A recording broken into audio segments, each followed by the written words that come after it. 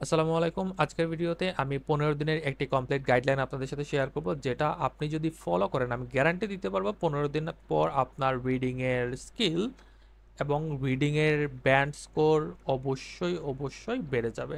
তো আজকের ভিডিওতে আমি আপনার সাথে আরও কী কী শেয়ার করব, স্ট্র্যাটেজির পাশাপাশি কিছু কমন টপিক আছে যেখান থেকে আইএলটিএসের মেইন টেস্ট এবং ক্যামব্রিজে কিন্তু কমন পড়ে, সেই টপিকগুলো শেয়ার করব। পাশাপাশি কিছু ওয়েবসাইটে যেখান থেকে আপনি পড়াশোনা করবেন এবং পড়াশোনা আসলে কিভাবে করবেন, একটা প্যাসেজ আসলে খুব তাড়াতাড়ি কিভাবে বোঝা যায় সেই জিনিসটা আমি আপনাদের সাথে শেয়ার করবো। সো ভিডিওটা স্কিপ না করে দেখতে থাকুন। তো আপনি যদি আমাদের চ্যানেলে নতুন হয়ে থাকেন অবশ্যই সাবস্ক্রাইব করে দিবেন, কারণ আমাদের চ্যানেলে অথেন্টিক ওয়েতে আপনি আসলে প্রিপারেশন নেওয়ার সুযোগগুলো পাচ্ছেন, বা কীভাবে কোনটা আসলে কীভাবে আলসে পড়াশোনা করতে হবে, স্ট্র্যাটেজি টিপস অ্যান্ড ট্রিক্স যাই বলেন সবগুলো এখানে পেয়ে যাচ্ছেন। সর্বপ্রথম আপনার আসলে কি লাগবে, সর্বপ্রথম আপনার ক্যামব্রিজের 4টা বই লাগবে। তো ক্যামব্রিজের 4টা বই আসলে কোনগুলো হতে পারে, ট্রাই করবেন নতুনগুলো না নেওয়ার জন্য। যেমন নতুনগুলো হচ্ছে কি 20, 19, 18, এইগুলো নেওয়ার দরকার নেই। পুরাতন যেগুলো আছে 10-এর আশেপাশে, 10-এর এর আগেও যদি আপনার থাকে সেগুলো নিতে পারেন। আমি ধরেন এখানে বললাম 10, 11, 12 এবং 13। খেয়াল করে দেখেন এই 4টা বইয়ের মধ্যে প্রত্যেকটা বইতে কিন্তু 4টা করে টেস্ট থাকে ক্যামব্রিজের। সো রিডিং টেস্ট হচ্ছে 4টা, প্যাসেজের কথা যদি হিসাব করে 12টা প্যাসেজ, তাহলে 4টাতে আপনি টোটাল 48 প্যাসেজ পাচ্ছেন। এখন এই 48টা যে প্যাসেজ, এটা আপনি কি করবেন, আপনার সর্বপ্রথম কাজ হচ্ছে 48টা প্যাসেজ পড়বেন, সবগুলো পড়বেন, অর্থাৎ কোয়েশ্চেন সহ আপনি পড়বেন।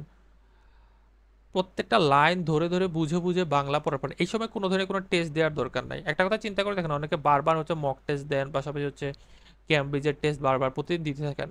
আমরা টেস্ট আসলে কখন দেই, পরীক্ষা কি প্রত্যেকদিন কি আপনি একাডেমিক যখন পড়াশোনা করছেন প্রতিদিন কি পরীক্ষা দিতেন? পরীক্ষা দিতেন গিয়ে একদিন, কিন্তু একদিন বলতে কি ধরেন টিউটোরিয়াল হইতো, তারপরে অ্যাসাইনমেন্ট থাকতো, কিন্তু বেশিরভাগ টাইমটা কিন্তু পড়াশোনার ক্ষেত্রে লাগে।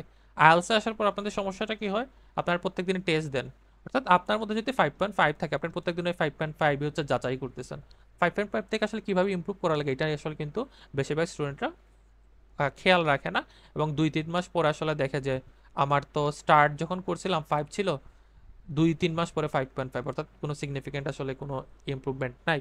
তো আপনাকে কি করা লাগবে, 48টা যে প্যাসেজ এগুলো হচ্ছে পড়বেন, লাইন বাই লাইন ধরে ধরে পড়বেন এবং নোট করবেন। কি নোট করবেন, ভোক্যাব আননোন ভোক্যাবুলারিগুলো নোট করার ট্রাই করবেন যতগুলো আসলে সম্ভব হয়।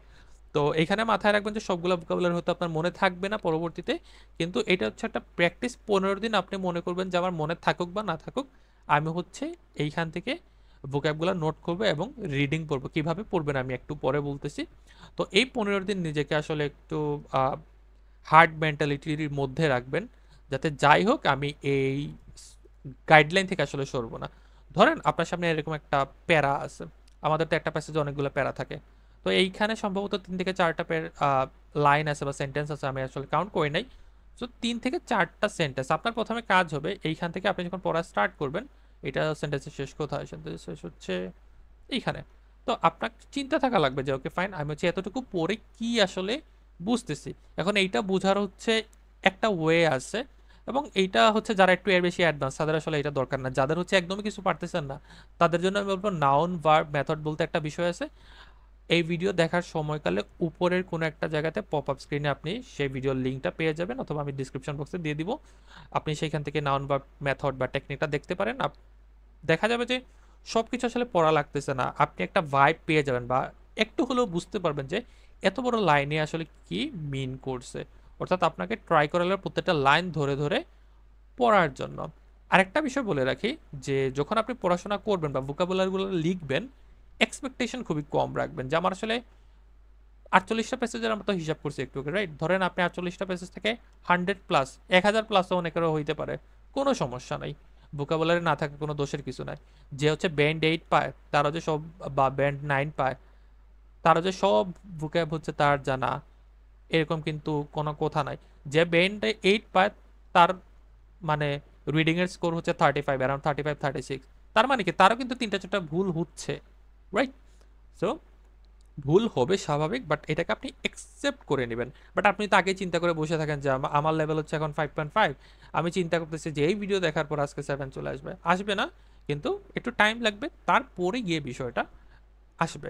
এখন এক্সপেকটেশন কি কম রাখবেন, ভোক্যাব যেগুলো আপনি আসলে নোট করবেন সেইগুলো সবগুলো কিন্তু আপনার মনে থাকবে না। সো ধীরে সুস্থে আপনি আপনার মতো নোট করে যাবেন। দরকার হলে একবার দুবার রিভাইজ দিবেন, তাও মনে থাকবে না, এটা হচ্ছে নর্মাল বিষয়। যদি একবার পড়ার পরে বা দুইবার পড়ার পরে আপনার মনে থাকবে, মনে করবেন যে আপনি হচ্ছে অ্যাবনর্মাল মানুষ। মনে না থাকা স্বাভাবিক, মনে থাকাটা হচ্ছে সবগুলাই অ্যাবনর্মাল। ওকে, এখন আমি আপনাদেরকে যদি তার একটু প্র্যাকটিক্যালি দেখাই, তাহলে আপনারা দেখতে পারবেন যখন আপনারা বিভিন্ন ধরনের রিডিং টেস্ট দেবেন বা যখন আপনি ক্যামব্রিজগুলো আসলে ফলো করতেছেন, ধরেন এইটা হচ্ছে একটা প্যাসেজ, যদি এটা ক্যামব্রিজের না, ক্যামব্রিজের ধরেন একটা প্যাসেজ, আপনার চিন্তা থাকবে এই একটা লাইন, ধরেন এইটা হচ্ছে আমাদের একটা লাইন, এই লাইনটাতে আসলে কি বলছে সেটা বোঝার জন্য আপনার টেস্ট দিতে হবে না। আমি বারবার বলতেছি আপনার টেস্ট দেওয়ার দরকার না। আপনি এখান থেকে বুঝেন যে ওকে ফাইন, এখান থেকে এইটা বলছে, এখান থেকে ওইটা বলছে, বা আমি এইটার মিনিং এই জিনিসটা বুঝছি। তারপরে যখন আপনি একটা লাইন, প্রথমে কাজ হচ্ছে একটা লাইন, যখন আপনি একটা লাইন শেষ করে ফেলছেন, দেন আপনি পরের লাইনে মুভ করেন। পরের লাইনে দেখেন যে আসলে ফাইন আমি কি বুঝতেছি বা আদৌ আসলে কিছু বুঝতেছি কিনা, বুঝার ট্রাই করতে হবে। যখন দ্বিতীয় লাইন শেষ হবে আপনি তৃতীয় লাইনে আসেন, তৃতীয় লাইনে আসার পর আপনি অন্যটা পড়েন। সেম ভাবে একটা প্যারা যখন শেষ হবে, তারপরে আপনি কি করবেন, যখন একটা প্যারা শেষ হবে, প্যারা শেষ হওয়ার সাথে সাথে আপনার চিন্তা থাকা লাগবে যে এই পুরা প্যারাটা থেকে তাইলে আমি কি বুঝলাম। এবং আপনি যদি বইয়ে প্র্যাকটিস করেন, পাশে হচ্ছে লিখে রাখবেন। আর যারা হচ্ছে বিভিন্ন ওয়েবসাইটে প্র্যাকটিস করবেন, ওয়েবসাইটে কিন্তু নোট করার অপশন থাকে, যেমন ধরেন আমি আজকে কিছুই বুঝি নাই, কিছুই বুঝি নাই, এরকম হচ্ছে লিখে রাখতে পারেন। ওইটা হচ্ছে আপনার ব্যাপার, আপনি আসলে কিভাবে লিখবেন, খাতাতেও লিখতে পারেন, বইয়ের উপরেও লিখে রাখতে পারেন। অর্থাৎ আপনাকে ধরে ধরে ধরে ধরে মিনিং বুঝাতে হবে। কোয়েশ্চেনের ক্ষেত্রেও যখন আসবেন, কোয়েশ্চেনগুলোও পড়ার ট্রাই করবেন, এইগুলো হচ্ছে স্কিপ করবেন না, কোয়েশ্চেন প্যাসেজ দুইটাই পড়বেন। প্রথমে এক লাইন করে পড়বেন, দেন হচ্ছে এক লাইন শেষ হলে আপনাকে চিন্তা থাকা লাগবে যে আপনি এক লাইন শেষ হওয়ার পরে পুরো প্যারাটাতে কি বুঝছেন, অথবা এক লাইন যখন শেষ হয়েছে আপনি 2 লাইন পড়েন, তারপর 3 লাইন পড়েন। প্যারা যদি আরো লম্বা হয় আপনি 3-4 লাইন বা 5 লাইন করে পড়ার পর পুরো প্যারাটা মিনিং একটা দাঁড় করেন, এবং মিনিংটা হচ্ছে উপরের দিকে লিখে রাখতে পারেন, বা এখানে যদি সিস্টেমের মধ্যে থাকে সেখান থেকে আপনি লিখে রাখতে পারেন। তো এই জিনিসটা মাথায় রাখবেন। এবং বারবার বলতেছি কোয়েশ্চেন সহ পড়বেন, ক্যামব্রিজের কিন্তু নিজস্ব একটা ভাইব আছে কোয়েশ্চেনের মধ্যে।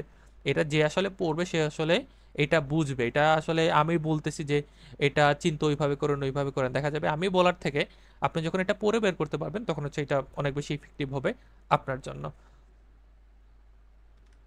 এবার আসেন ক্যামব্রিজে যে সকল প্যাসেজ থেকে বা যে সকল প্যাসেজ বিভিন্ন টপিক থেকে আসে, সেগুলো আসলে কোনগুলা খেয়াল করে দেখবেন। ক্যামব্রিজে কিন্তু বিভিন্ন টাইপের প্যাসেজ আসে, বাট আপনি হয়তো কখনো খেয়াল করেন না যে এই সকল প্যাসেজগুলো কোন টপিক থেকে আসে। আমি হয়তো বা আপনারা অনেক জায়গায় দেখবেন আপনাদেরকে বলা হয় যে নিউজ পেপার পড়েন। এখন নিউজ পেপার কি আদৌ পড়ে আপনার লাভ হবে কিনা, একটা বিষয় হচ্ছে পড়াশোনার হ্যাবিট তৈরি করার জন্য নিউজ পেপার আপনি পড়তে পারেন, বাট আপনার যখন চিন্তা থাকবে যে ওকে ফাইন আমি হচ্ছে অ্যাকুরেসি বাড়াবো, তখন কিন্তু নিউজ পেপারটা ওইভাবে আপনাকে আসলে লাভ দিতে পারবে না, বেনিফিট দিতে পারবে না। তখন আপনাকে চিন্তা করা লাগবে যে ক্যামব্রিজে কোন টপিক থেকে আসলে প্যাসেজ বা কোন টাইপের টপিক থেকে আসলে প্যাসেজগুলো আসে। যেমন আমি প্রথমে এইটা কিন্তু আমি লিস্ট করছি ক্যামব্রিজ থেকে, আপনারা হচ্ছে নিজেরা মিলিয়ে দেখতে পারেন। এন্ডেঞ্জার্ড স্পিসিস, আপনি হয়তো ক্যামব্রিজের মধ্যে দেখবেন যে বিলুপ্ত প্রায় বিভিন্ন আহ, বিশেষ করে এইটা আসে হচ্ছে প্যাসেজ 1-এর মধ্যে, বিলুপ্ত প্রায় বিভিন্ন জীব হতে পারে, গাছ হতে পারে। তো বলে যে এইটা আগে এই জায়গায় ছিল, ওই জায়গায় ছিল। যেমন পোলার বিয়ার নামে একটা প্যাসেজ আছে, ওইটার কথা আছে। তারপর আরো এরকম কিছু কিছু পাবেন, যেমন ব্যাট নিয়ে একটা বা বাদুন নিয়ে একটা আছে, ব্যাট টু রেস্কিউ সম্ভবত।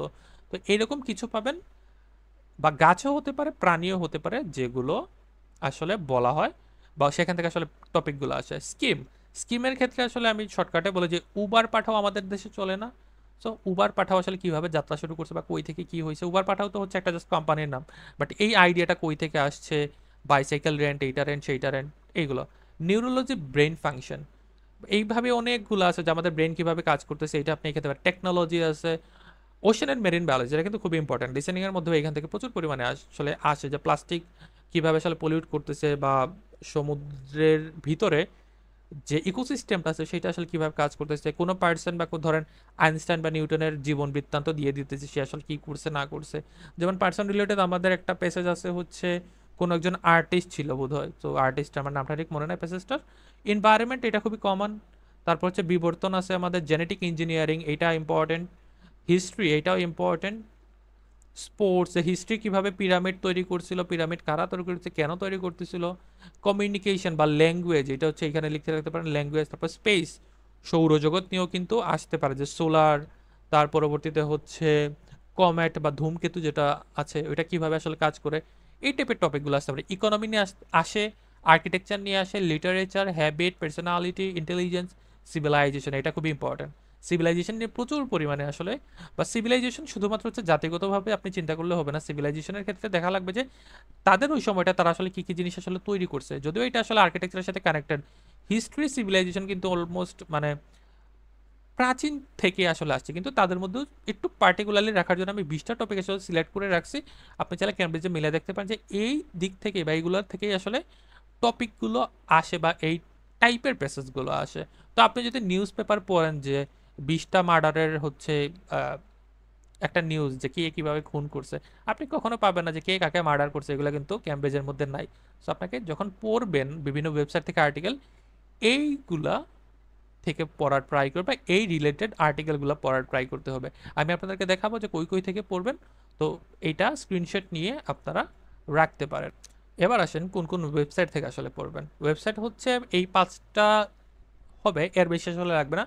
বিবিসি ফিউচার, যদি এটা bbc.com বাট আপনি বিবিসি ফিউচার লিখে আসলে সার্চ দিলেই প্রথম যে লিঙ্কটা আসবে ওইখানে ইন হওয়ার পরে আপনি দেখতে পারবেন। আমি আপনাদেরকে দেখাচ্ছি একটু পরে, বাট নামটা হচ্ছে নিয়ে নেন, science daily, national geographic, the Smithsonian magazine, scientific American. Okay, so এই 5টা ওয়েবসাইট থেকে আপনি হচ্ছে পড়াশোনা করবেন আর্টিকেল। আপনাকে আমি অলরেডি 7 দিনের একটা কাজ দিছি, যে 7 দিনের মধ্যে ক্যামব্রিজের 48টা প্যাসেজ বা 4টা বই আপনাকে শেষ করতে হবে 7 দিনে। আর বাকি 8 দিন আপনার কাজ থাকবে হচ্ছে এই ওয়েবসাইটগুলোতে। এখন ওয়েবসাইটগুলো আসলে কিভাবে কাজ করে আমি একটু আপনাদের যদি দেখাই।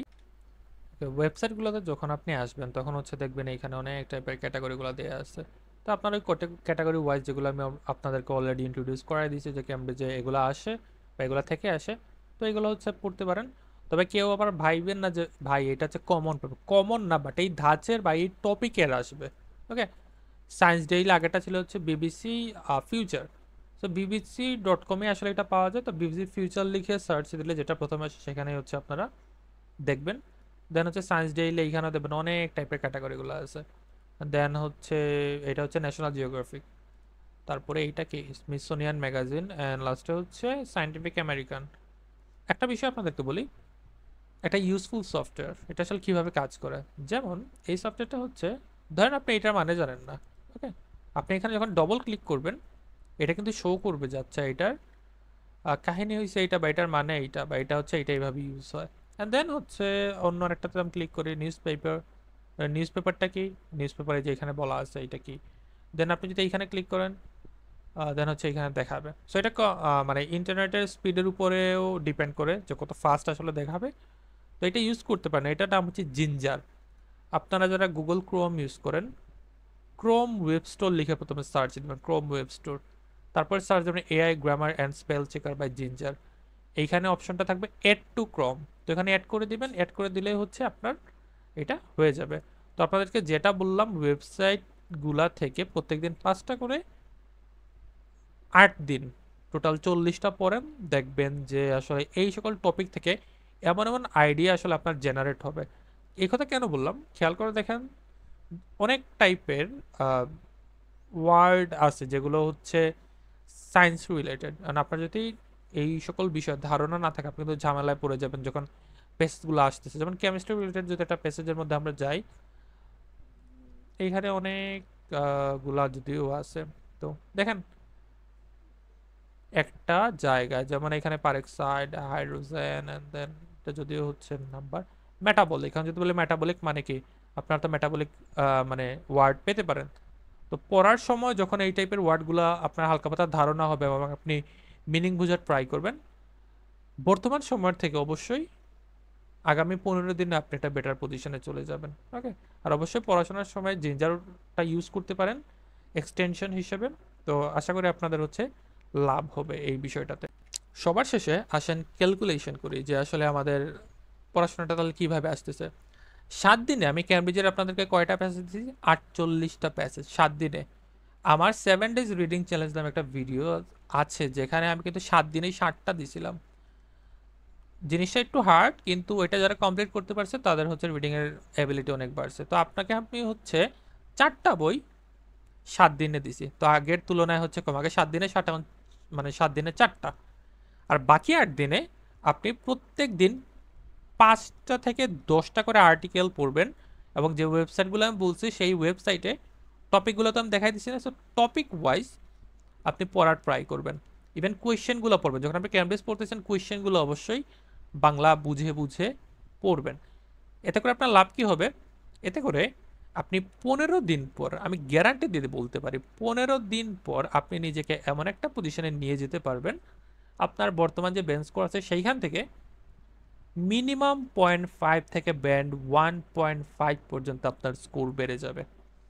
অর্থাৎ আপনি আগে যে লাইনটা 2বার পরে বোঝা লাগতো, 15 দিন পর আপনি একবার পড়বেন, একবার হয়তো পড়া লাগবে না, আপনি জাস্ট স্ক্যানিং বা স্কিমিং করে আপনি ওই লাইনটা বুঝে ফেলতে পারবেন। যদি বিশ্বাস না হয় 15 দিন পরে এই জিনিসটা নিজের মধ্যে একটা লক্ষণীয় কি বলা যায় পরিবর্তন দেখতে পারবেন। তো আজকের ভিডিও হচ্ছে এতটুকুই। ভালো থাকবেন, ধন্যবাদ।